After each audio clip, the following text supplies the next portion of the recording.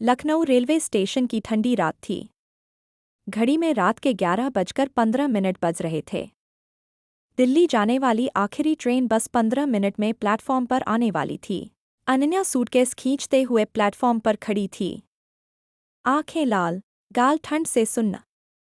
घरवालों ने उसकी शादी तय कर दी थी, एक ऐसा लड़का जिसे वो कभी देखा भी नहीं था। अनन्या ने फैसला किया, अब और नहीं। वो चुपके से दिल्ली जा रही थी, जहां उसकी कॉलेज की दोस्त ने नौकरी और रहने की जगह का इंतजाम किया था। थोड़ी दूर रुद्र खड़ा था। फोन कान से लगाए, आवाज़ काँप रही थी। हाँ मम्मी, बस पहुंच रहा हूं। ट्रेन आ रही है। उसकी माँ की अचानक तबीयत बिगड़ गई थी। अस्पताल में एडमिट थीं। रुद्र भागता हुआ स्टेशन आया था, लेकिन टिकट काउंटर पर लाइन देखकर दिल बैठ गया। आखिरी ट्रेन का टिकट मिलना नामुमकिन लग रहा था। अनन्या ने उसकी बेचैनी देखी। खुद भी डरी हुई थी, लेकिन रुद्र का चेहरा देखकर कुछ हुआ। वो उसके पास गई। सॉरी, आप ठीक हैं? लग रहा है बहुत परेशान है। रुद्र ने पलटकर देखा। मेरी माँ अस्पताल में है। दिल्ली जाना है। टिकट नहीं मिल रहा। अनन्या ने अपना टिकट निकाला। रैक एक बर्थ मिली थी। मेरे पास टिकट है। रैक, अगर आप चाहें तो साथ चल सकते हैं। मैं अकेली हूं, शायद दोनों को अच्छा लगे। रुद्र ने हैरानी से देखा। आप? क्यों? आपका क्या? मुझे भी जाना है।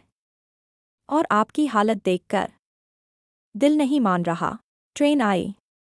दोनों एक ही कोच में चढ़े। रैक बर्थ पर दोनों को कंधे से कंधा मिलाकर बैठना पड़ा। शुरू में खामोशी थी। फिर अनन्या ने बात शुरू की। आपकी माँ को क्या हुआ? रुद्र ने बताया। अनन्या ने सुना। फिर उसने अपनी बात कही, शादी से भागने की। रुद्र चुपचाप सुनता रहा। कभी कभी घर छोड़ना ही घर बचाने का रास्ता होता है, उसने धीरे से कहा। रात भर बातें होती रहीं। ट्रेन की खिड़की से ठंडी हवा आ रही थी। अनन्या काँप रही थी। रुद्र ने अपनी जैकेट उतारकर उसे ओढ़ा दी। आपको ठंड लगेगी, अनन्या बोली।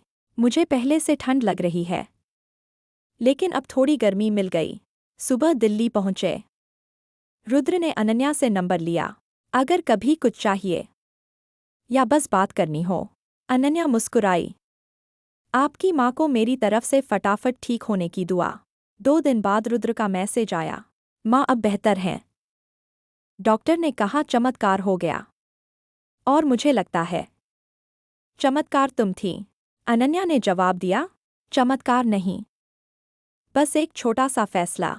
फिर मैसेजेस बढ़े। कॉल्स हुई।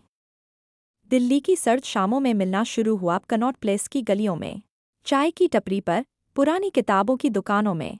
एक शाम इंडिया गेट के पास रुद्र ने कहा, अनन्या, उस रात मैं सोच रहा था कि मैं माँ के लिए जा रहा हूँ, लेकिन अब लगता है कि मैं तुम्हारे लिए भी आया था। अनन्या की आंखें नम हो गईं। और मैं सोच रही थी कि मैं भाग रही हूँ, लेकिन शायद मैं तुम्हारी तरफ भाग रही थी। रुद्र ने उसका हाथ थामा। तो अब भागना बंद करें और साथ चलें? अनन्या ने हल्के से सिर हिलाया। कुछ महीनों बाद दोनों ने घरवालों को मनाया। रुद्र की माँ ने अनन्या को देखते ही कहा, ये लड़की तो पहले से मेरी बेटी लग रही है। आज भी जब दोनों लखनऊ जाते हैं, वो उसी प्लेटफॉर्म पर थोड़ी देर रुकते हैं। रुद्र अनन्या को पीछे से गले लगाकर कहता है, आखिरी ट्रेन का वो टिकट मेरी जिंदगी का सबसे कीमती टिकट था। अनन्या हंसते हुए जवाब देती है, और वो रैक था, लेकिन हमारे लिए परफेक्ट सीट बन गया। फिर दोनों हाथ थामे चल पड़ते हैं, जैसे ट्रेन अभी भी चल रही हो और सफ़र कभी खत्म न होने वाला हो।